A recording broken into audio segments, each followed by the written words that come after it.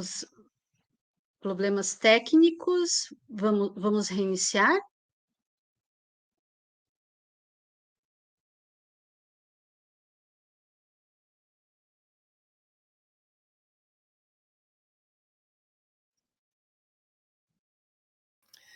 Olá, Olá, estamos já estamos já ao vivo, ao vivo. e então eu vou passar a palavra para Isabelle Neri. Olá, Luísa. Boa tarde. Vamos dar início. Eu vou recitar um trecho do poema O Príncipe e a Fada, de Leandro Gomes de Barros. Já perto da meia-noite, ouviu rugir um leão, mas ele não se importou, nem bateu o coração. Depois ouviu uma voz entoando uma canção. Naquela canção diziam: Sou mais ditosa que a flor. Nasci no ventre das serras, criei-me aqui com primor. Pertenço ao reino das águas, não sinto frio nem calor. Minha mãe é esta terra, meu pai é o horizonte, meu avô o oceano. Minha madrinha é a fonte, um astro me batizou. Sou rainha deste monte. Juazeiro, 1976. E agora eu vou entrevistar a diretora de cultura do CRBE, Luísa Monteiro. Luísa é diretora de cultura, é cientista social de formação acadêmica, com curso de mestrado em museologia e outro em estudos da América Latina. No entanto, foi na arte que fez profissão. É atriz, mímica, roteirista de espetáculos e produtora. Rodou palcos brasileiros de norte a sul, além de ter atuado em alguns países como Paquistão, Estados Unidos e outros da Europa, com criações artísticas próprias. E aí, Luísa, nos conte um pouco da tua história. Quando que você encontrou em contato com a literatura de cordel? Bom, eu morei um tempo no Nordeste, né? E aí eu tive oportunidade de ir a alguns eventos, né, que aconteciam, e sobretudo as feiras, né? Eu conheci pessoas que apreciavam a literatura de cordel, e aí eu tive contato, e às vezes a gente ia de noite para Campina Grande, e em geral era assim um lugar assim, um prostíbulo, né? Um bar assim meio prostíbulo, perto da feira, e que chegavam os cantadores e começava, e era a noite toda aquilo, era uma coisa maravilhosa, era um improviso sem parar, e um trabalho belíssimo, né? E me encantou muito, enfim, é isso aí. E nessa edição do Pendura e Conta, o que tem de diferencial? O que teria de diferencial? Olha, eu acho porque é uma arte que vem da cultura popular, né? Então ela tem uma raiz, e ela tem uma raiz histórica muito grande, né? Então eu acho que isso é a questão sedutora, né? É muito difícil fazer cordel, viu? Eu, por exemplo, às vezes eu escrevo poemas, mas eu não consigo fazer cordel, porque ele tem umas regras, né? É muito difícil. E quanto com os artistas envolvidos nessa edição? Vocês já têm um número fechado? Não, Já. justamente. A gente vai agora, a gente tem pessoas que já participaram, e a gente vai ter então novas inscrições. E essa ideia do Pendura e Conta é uma ideia de uma grande ativista cultural chamada Ângela Cardoso, de Bruxelas, que é assim uma motora, assim, não para, né? Uma Duracell de criação cultural, e ela então propôs isso durante a pandemia, que era uma forma da comunidade de brasileiros no exterior ela poder se relacionar mesmo estando na pandemia. Então, a ideia era cada um recitar um trecho de cordel, e assim, gente do Japão, dos Estados Unidos, da Arábia Saudita, enfim, criar uma corrente através da literatura de cordel. E ela veio com a proposta de a gente criar o Dia Internacional do Cordel. Então, nós estamos trabalhando, já é o quarto que nós vamos fazer agora, o quarto evento. O ano que vem, quem sabe, a gente já faz isso oficial, né? Será o quinto ano. Sim, e agora, em maio, hoje, 19 de maio, o Dia Internacional do Cordel é 19 de novembro, então é onde vai acontecer esse grande evento internacional. A Open Call ainda está aberta, então você qualquer artista que trabalhe com literatura de cordel pode entrar em contato, enviar, Exatamente. né, represente o Brasil. É um grande fortalecimento da nossa cultura nacional, é uma forma de nos abraçarmos. Uhum. E das outras edições, o que você sentiu, né? Como foi o teu ponto de vista enquanto curadora, enquanto artista, de perceber essa união dos artistas e como isso reflete internacionalmente? Olha, a curadora é a Ângela, né? Ela não só deu ideia, como ela faz esse trabalho também da curadoria, da escolha dos poemas, né? Enfim, e a gente sentiu isso, muito interesse. E até tem um segmento que nós pretendemos também abarcar, não sabemos ainda quando, que é das professoras de português que usam o cordel como fórmula de também ensinar o português para os brasileiros que são de famílias, né, que moram no exterior. Olha que interessante. Mas isso ainda vamos trabalhar, então não temos nada por enquanto quanto a isso. Aham. Pelo E o menos nós, Pendure né? As Conta, professoras sim, as sim. professoras têm, mas nós não. E o Pendura em Conta, ele tem esse envolvimento online, e os artistas, como é a questão do processo? Eles elaboram o cordel e posteriormente como é feito? É, olha, os artistas ou eles são os autores, ou eles usam um poema de domínio público, ou eles têm autorização do autor, né? Porque a gente tem que respeitar os direitos autorais, né? E tem um pré-requisito para Olha, participar? não, o pré-requisito é estar a fim de estar participando do projeto, né? Esse é o pré-requisito. Uhum. E para esse ano é somente online. E para a quinta edição, vocês já têm A uma gente tem um previsão? sonho, a gente está trabalhando para realizar, né? Que é fazer algo presencial aqui nos Países Baixos, porque como a gente está localizado aqui, fica mais fácil para a gente organizar aqui, né?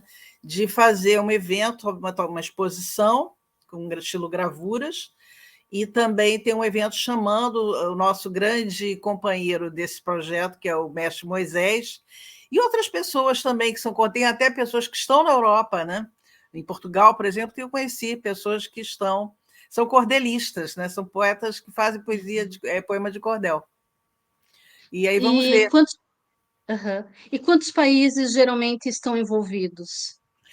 Olha, nós tivemos em torno de 18 a 19, 17 pessoas. Agora, às vezes, por exemplo, da Alemanha teve 2 pessoas, né? Então, vai depender muito, né? Eu não sei exatamente os países, mas eu acredito que uns 15 países já tivemos. Agora, próximo, como a gente está abrindo agora as inscrições, né?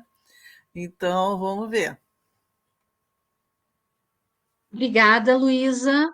Você tem alguma mensagem para os artistas que estiverem já com uma ideia de se inscrever? Eu ia sugerir de quem quiser, eu vou colocar aqui o, o e-mail, né, da pessoa que está recebendo as inscrições. E aí, quem tiver ver esse vídeo, tiver interesse, seria por aqui, né? Ok. Obrigada, Luísa. Agora Olha, eu vou está no entrevistar. rodapé aqui rodando o e-mail, tá bom? Ah, ok. Obrigada, Luísa. Agora eu vou entrevistar Valdério Costa, artista plástico, mora em Brasília, Distrito Federal, é natural do Rio Grande do Norte. Valdério produz e comercializa estilogravuras, desenhos, ilustrações e pinturas. Eu vou ler um trecho que eu encontrei do Valdério numa publicação dele, em que ele diz o seguinte: creio que a minha produção artística é representação da minha aldeia metafórica. Minha aldeia está nas minhas recordações da infância, nas histórias e músicas que eu vi, nos livros e cordéis que eu li, nas imagens que eu vi, em todas as viagens reais e imaginárias. Minha aldeia é o mar, o sertão e a urbe também. É um resgate permanente do que senti, do que vivi e do que ainda sonho. Valdério, vem contar para nós, explicar essa história de como você envolve a tua a tua vida na xilogravura, na literatura de cordel? Boa tarde, Isabelle.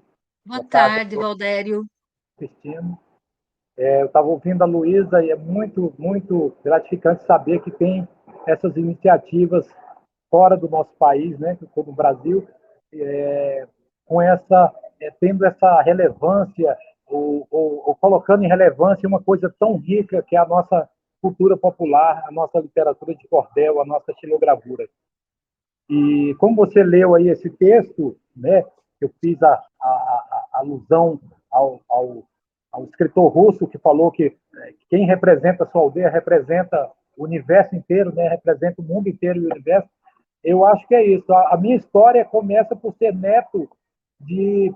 Eu sou neto por parte de mãe de um marinheiro e neto por parte... O contrário, neto por parte de pai de um marinheiro e neto por parte de mãe de uma pessoa que era desse universo da literatura oral, né, dessa tradição oral, né? Ele contava histórias e essas histórias depois eu fui ver nos folhetos de cordéis que era o que ele contava de uma forma sem ter a menor preocupação com a métrica. A Luísa também falou aí da questão da literatura de cordel, que parece ser uma coisa bem simplória, mas é uma coisa muito estruturada, tem uma métrica própria e não é só rimar, você tem que conhecer o código, né? Vamos dizer assim. Mas fora isso, eu acho que a literatura de cordel é esse retrato do nosso país, é uma coisa rica e viva, né? E Você voltando, bebeu desde cedo, então, na fonte da literatura de cordel.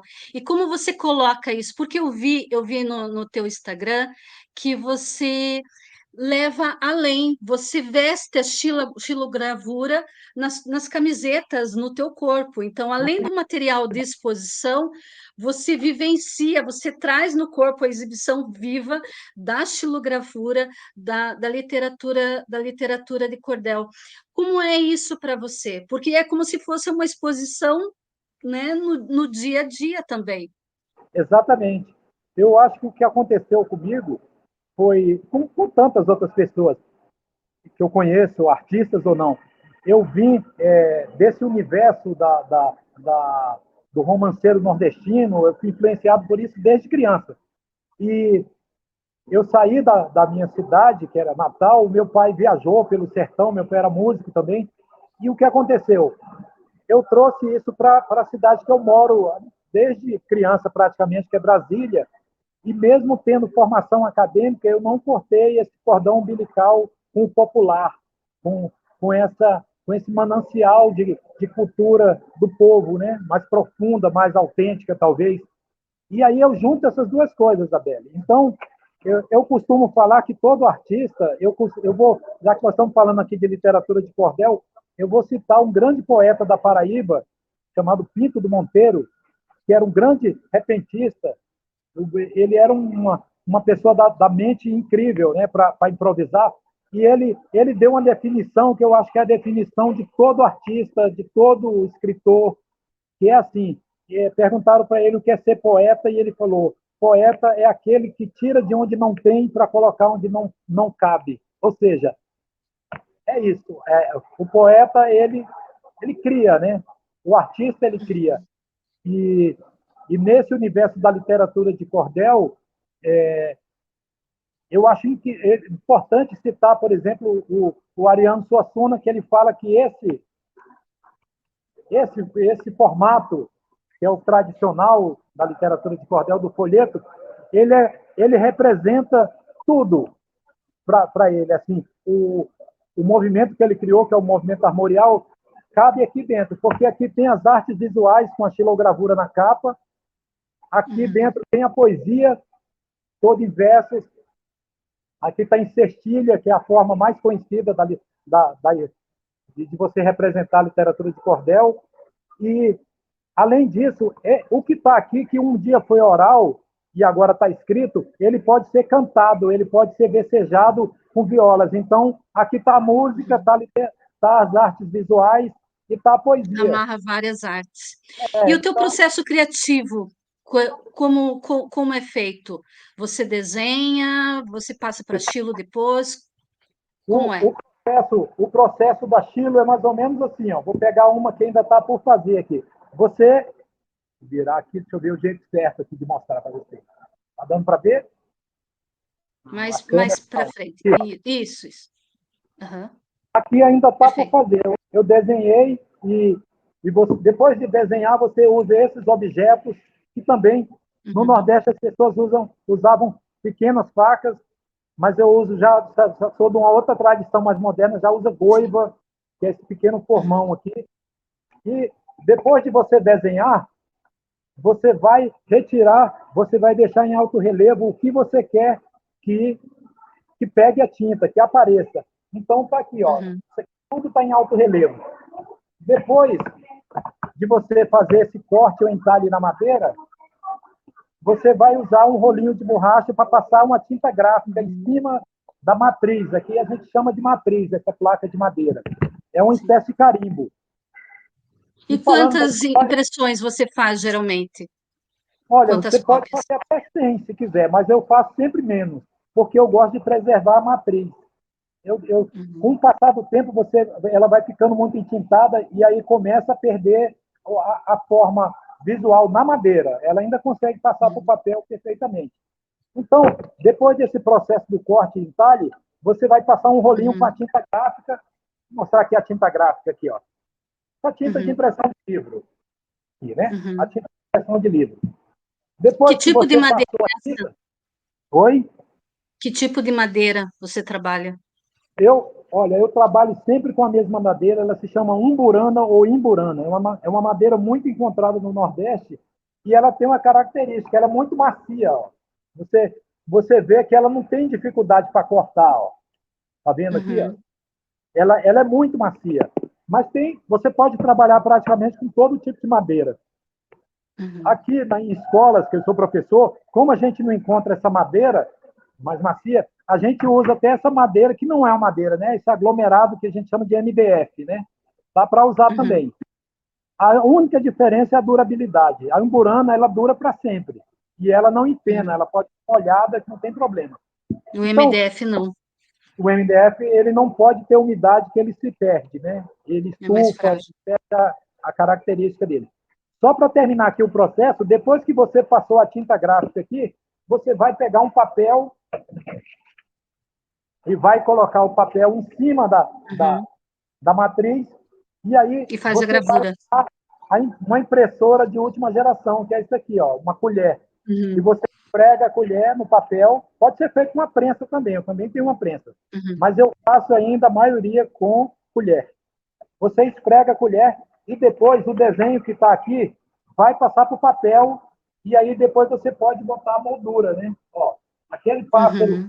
estava na madeira e ele está aqui agora no papel. Ó. Então, é um processo totalmente artesanal. É um processo totalmente artesanal a partir de uma madeira, de um pedaço de madeira. Uhum. E, segundo está na história, né, a historicidade da xilogravura, ela primeiro se chama xilogravura porque em grego xilon é madeira. Então, é uma técnica de se fazer arte ou uma imagem ser reproduzida a partir de uma matriz de madeira. E ela, Uhum. inicialmente, foi criada na China. Os chineses praticamente inventaram essa forma de fazer arte. Provavelmente apareceu em outros lugares do mundo, mas as primeiras registradas eram na China. E na China aconteceu uma coisa incrível também, que foi a invenção do papel, que foi o casamento perfeito. Porque Uhum. quando ela foi criada inicialmente, na China, até na Índia, até hoje se fazem isso, ela era impressa em tecido. E aí, a partir do momento que ela chega na Europa, ela passa a ser impressa em papel, ela participa dessa criação da imprensa, mas aí vem um alemão, Gutenberg, cria os tipos móveis, então a xilogravura ela continua ainda sendo impressa Uhum. como vamos dizer assim, como uma participação na imprensa, mas ela se torna uma arte autônoma, entendeu? E aí o que acontece com a Chilo? Como o Portugal e Espanha sofreram essa influência ibérica, né? Eles trouxeram também essa coisa da literatura de cordel, a coisa do verso, a coisa do repente, veio para o Nordeste. Mas E veio o nosso também a sotaque, cultura. quando entrou no Brasil, o que mudou nessa história toda? Porque o brasileiro sempre muda alguma coisa e cria, faz O que parte da mudou no nossa Brasil, na essência. verdade, foi essa ligação que veio a partir do século XIX. Antes, a xilogravura já ainda estava ligada à imprensa, né? Alguns artistas estrangeiros vieram para o Brasil e trouxeram essa técnica, mas aí ela teve outro casamento perfeito, que é o casamento com a literatura de cordel, que aí passou, juntou a imagem com a poesia, e está até hoje fazendo esse sucesso. A gente falou do Ariano Suassuna, e eu vou falar aqui do maior autor da literatura de cordel, que é um paraibano do século XIX, se chama Leandro Gomes de Barros. Ele escreveu 800, mais ou menos 800 folhetos desses. Então, as pessoas, por exemplo, aqui, um filme ou uma peça de teatro, começou como peça de teatro que faz muito sucesso, Isabelle, que é o Alto da Compadecida. O Ariano Suassuna se baseou nos cordéis do Leandro Gomes de Barros. É engraçado como as pessoas pensam, mas o Ariano criou uma história maravilhosa. Criou, mas a partir de uma coisa que já existia na literatura de cordel. Então, esses personagens, eles vão passando no tempo, eles são uma tradição do romanceiro popular nordestino. Valdério, e dentro da sua vivência como artista, qual é a história que mais te marcou envolvendo a literatura de cordel? Algo que te emocionou bastante? Eu acho que o que mais me emocionou, assim, vou citar um cordel aqui, talvez o maior clássico da literatura de cordel, que é o Romance do Pavão Misterioso. É interessante como meu avô contava uma história parecida e depois eu fui ver na literatura de cordel e é lindo, porque é uma espécie de conto de fadas. E ele é todo em verso e ele está fazendo 100 anos nesse ano. E se chama O Romance do Pavão Misterioso, e ele começa assim: eu vou contar uma história de um pavão misterioso que levantou o voo da Grécia, levando um rapaz corajoso, que raptou uma condessa, filha de um conde orgulhoso. É a história de uma pessoa que sai de um país e chega em outro, ele sai da Turquia, chega na Grécia e se apaixona perdidamente por uma moça, e o pai da moça era muito ciumento, ela ficava sempre numa torre igual a Rapunzel, e aí ele pede ajuda e cria um pássaro, uma nave em forma de pavão, e consegue conquistar essa moça e vai embora com a moça. Então é um conto de Que fadas, né? lindo. Ele tira a Sim. moça daquela torre onde ela ficava lá e só aparecia uma vez por ano. Essa sempre me emocionou, e outros cordéis ficaram na minha memória quando eu era criança, e hoje em dia eu acho que tudo que eu produzo, as xilogravuras, elas são baseadas nessa literatura. Mas eu também costumo representar a minha infância, por exemplo, as coisas das brincadeiras de infância. Uma coisa que eu gosto muito, que são os pássaros, eles estão presentes o tempo inteiro no meu trabalho. Sim. E é isso, além de outras manifestações que nem são nordestinas, como, por exemplo, está aqui a Catira, né? Que é a festa do Divino Espírito Santo. Eu acho que o artista faz, e no caso eu que sou ligado a esse universo, é absorver e dar a sua própria versão das coisas. Sim. Valdério, deixa o teu contato para as pessoas conhecerem mais o teu trabalho, o estilo, as camisetas que você faz. Qual é a tua página? Eu tenho uma página no Instagram que é Valdério Artes. É só tirar o acento do meu nome aí que está aparecendo e botar artes no plural. Arte no plural. Valdério Artes no Instagram. Tá bom. Obrigada, Valdério. Então, Muito hoje, e fico feliz de você divulgar essa coisa tão rica, tão autêntica, tão brasileira que é a literatura de cordel. Muito obrigado. é o projeto do Pendura e Conta, CRBE. Lembrando os artistas que as inscrições estão abertas para a quarta edição do Pendura e Conta, ainda dá tempo. Mostrem o nosso país, mostrem o Brasil, independente do lugar onde vocês estejam. Entrem em contato e enviem seus trabalhos. Obrigada, Valdério. Muito Obrigada, obrigado. Luísa. Obrigado.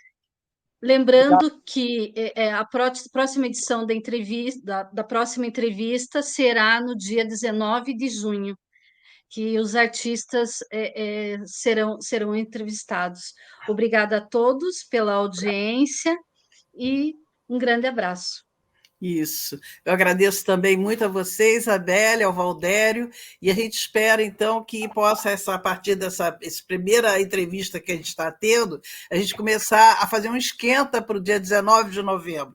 Todos os dias 19, a gente vai ter uma atividade para fazer conhecer a arte do cordel, que, como disse o Valdério, é a parte das expressões dentro das artes visuais, né, dentro da xilogravura, da literatura, do cinema, da novela brasileira, do teatro, da música, né, nos violeiros e as derivações daí.